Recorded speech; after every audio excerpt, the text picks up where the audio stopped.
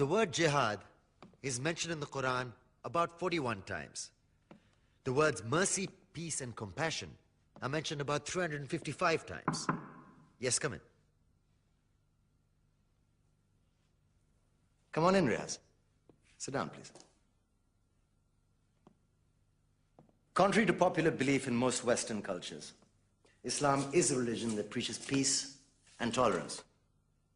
Yes, Patricia.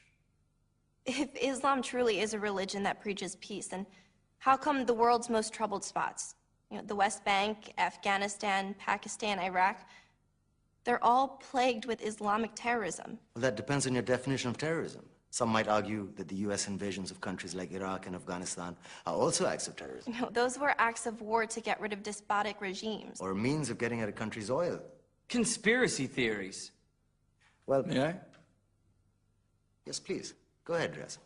Mr. Khan is right. I mean, if we're talking about terrorists, the world's biggest terrorists are the white superpowers. Come on now. No, really, stop and think about it. Explain 9/11. Okay.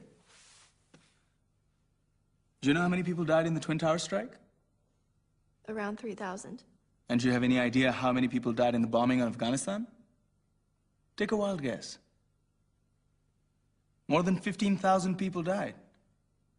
And that's just conservative figures. About 50,000 tons of explosives were dropped on innocent civilians.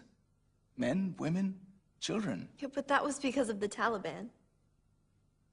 Now that you brought it up, did you know that the Taliban was a creation of the CIA to fight the Russians? Whatever. They were still harboring terrorists. Yeah, right. Terrorists that were never found. Just like the weapons of mass destruction that were never found in Iraq. Do you want to get into the death toll in Iraq? 500,000 civilians and counting. And what do Britain and America say when they don't find these weapons? It's simple. They just say sorry.